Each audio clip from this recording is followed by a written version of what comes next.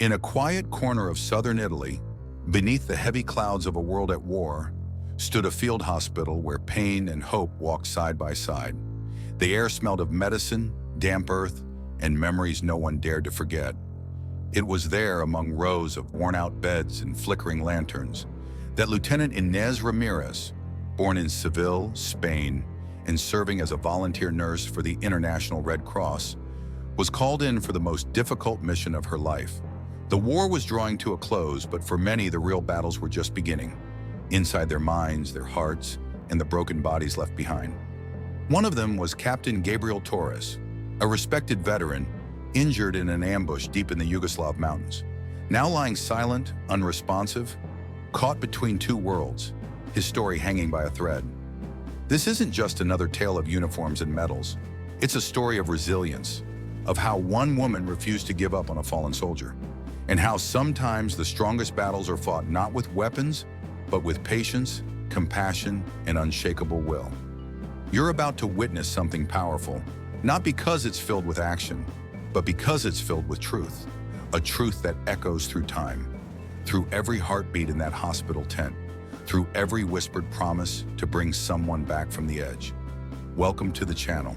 If you believe these stories should never be forgotten, stand with us. Subscribe now and turn on notifications, so every memory, every story that deserves to be told stays alive. Without further delay, let's get straight to the point. Every morning before the sun could rise over the tents of the field hospital, Lieutenant Inés Ramírez stepped quietly into the recovery ward. The air was always still at that hour, thick with the scent of gauze and old hope. Her steps would slow as she approached the narrow bed where Captain Gabriel Torres lay, unmoving, yet somehow not gone. She took care of him with the devotion of someone who believed healing was more than medicine. Gently, she cleaned the wounds that ran deep across his skin, carefully hydrated the areas that had grown dry and pale, and made sure every movement carried comfort, not just care. But it wasn't just his body she was tending to, it was his spirit. Each day, Inés spoke to him as if he could hear every word. She shared stories from the front lines about soldiers who had come back against all odds, about laughter found in the darkest nights. She talked about sunrises over Seville, the way rain sounded on the canvas roofs, and memories that made life feel real again. Though Gabriel never opened his eyes, she felt something in the stillness, a quiet presence that lingered just beneath the silence. Soon she began to call him my captain. The words weren't just a title, they were a promise, a way of saying, I see you, I'm here. It was as if she was holding the line for him, waiting for that moment when he'd decide to return from wherever he was. It wasn't duty that kept her at his side. It was something deeper, a quiet bond formed through care, courage, and the belief that even in silence, there is still a voice waiting to be heard. As the weeks slipped by, Inés began to notice subtle changes, small details that most would have missed, but she felt them deeply. At first, it was just a faint twitch in his fingers, barely there. Then came a moment during one of the sponge baths when she could have sworn he gently squeezed her hand. It was slight, almost like a whisper through touch, but to her it was unmistakable. She brought her observations to the colonel overseeing the neurological ward. He listened, but remained cautious, dismissing it as involuntary reflexes, the kind that sometimes mislead even the most hopeful hearts. But Inés knew what she had felt, and soon medical scans confirmed what her instincts had been telling her all along. His brain activity was increasing. To the others, it was a small spike on a screen, but to Inés, it was a signal, a sign that deep inside, beneath the stillness and silence, Captain Gabriel Torres was still fighting, still holding on, and trying, inch by inch, to find his way back. One quiet night, as Inés gently bathed him under the dim light of a hanging lantern, she began to hum a tune, a simple folk song she had learned from the Italian soldiers. It was soft, almost like a lullaby, meant more to soothe the silence than to fill it. Then it happened. Gabriel's hand moved, not a twitch, not a reflex, but a slow, deliberate gesture. His fingers wrapped gently around her wrist. Inés froze, her heart pounding in her chest, and before she could even whisper his name, his eyes opened, blinking slowly, uncertain and dazed, but unmistakably alive. They were tired eyes filled with confusion, but behind them was something real, something present.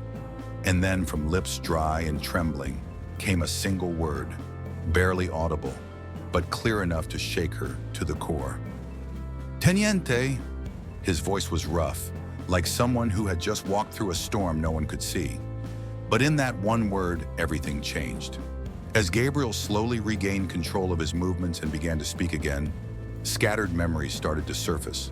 Faint, broken at first, but impossible to ignore.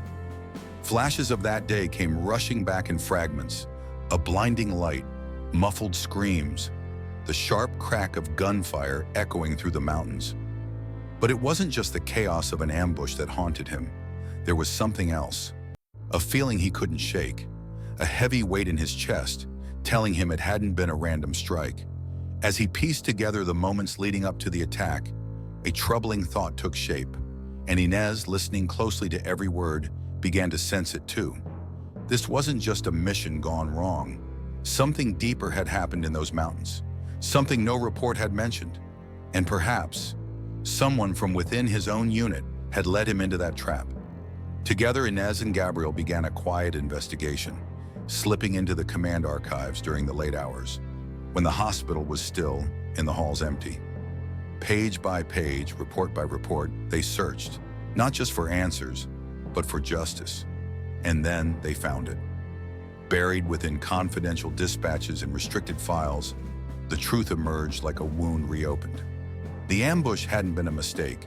It had been ordered, carefully planned and executed by someone who should have been family. Colonel Alejandro Torres, Gabriel's half-brother. Driven by ambition and greed, Alejandro had arranged the attack to remove Gabriel from the path of a secret operation involving the illegal movement of weapons.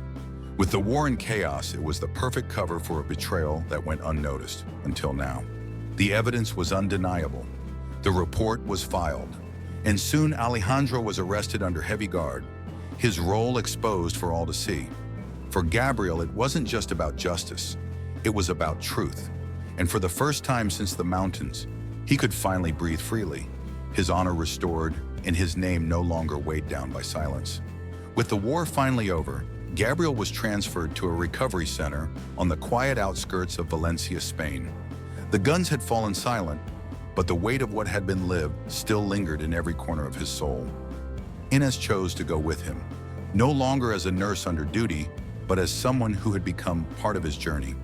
She stayed by his side through every therapy session, every quiet afternoon, every long night where memories returned like distant thunder. One evening, under the soft glow of moonlight, the two sat in the courtyard, surrounded by the stillness of peace they had once only dreamed of. Gabriel gently reached for her hand, his grip steady now, no longer fragile, and turned to her with eyes full of emotion. "You didn't just bring me back from that hospital bed," he said, voice trembling. "You saved me from being alone in this world." Inés looked at him, her heart full, and for the first time since everything began, she saw him smile, not with pain behind his eyes, but with real, quiet peace. No longer bound by uniforms or the weight of duty, just as a man and a woman standing beneath an open sky, Gabriel chose a quiet hilltop to speak the words that had lived in his heart since the war ended. It was the same place where he once watched the battlefield below, now silent, now green again. With the wind gently brushing through the grass, he turned to Inés, holding something small in his hand. It was his military ring, worn through years of service, but now it had been reforged, melted and shaped into a simple silver band. He knelt before her, his voice steady, eyes filled with quiet strength. "Before you," he said, placing the ring in her hand, "I was just surviving. With you, I truly live." In that moment, there were no medals, no titles, no wounds, only love born from the ashes of war. The wedding took place in the gardens of what once was a military outpost, now a peaceful memorial honoring those who had served. Among rows of blooming flowers and worn stone paths, veterans, friends, and families gathered. Some wore their medals, others carried only memories, but all stood in silence as Gabriel and Inés exchanged their vows. There were no grand speeches, no fanfare, just heartfelt words spoken between two souls who had weathered the storm together. And in that moment, as the sun filtered through the trees and the final promise was sealed, Inés understood. This wasn't just a story of survival, it was a story of rebirth, of finding light after darkness, of choosing life again and again, even when the world had nearly taken it away. Gabriel, once a soldier drifting between silence and shadow, now walked forward, not as a man marked by war, but as someone reborn through love, with Inés by his side. Some stories aren't just meant to be remembered, they need to be told. They carry the weight of sacrifice, courage, and the quiet strength of those who gave everything, even when the world stopped watching. Did you already know this story? What would you have done in Gabriel's place?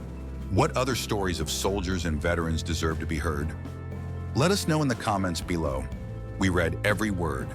To match the emotion of this journey, imagine cinematic images of the wedding under soft golden light, close-ups of worn hands holding new rings, the quiet tears of those who understand what true sacrifice feels like. No violence, just memory, just meaning.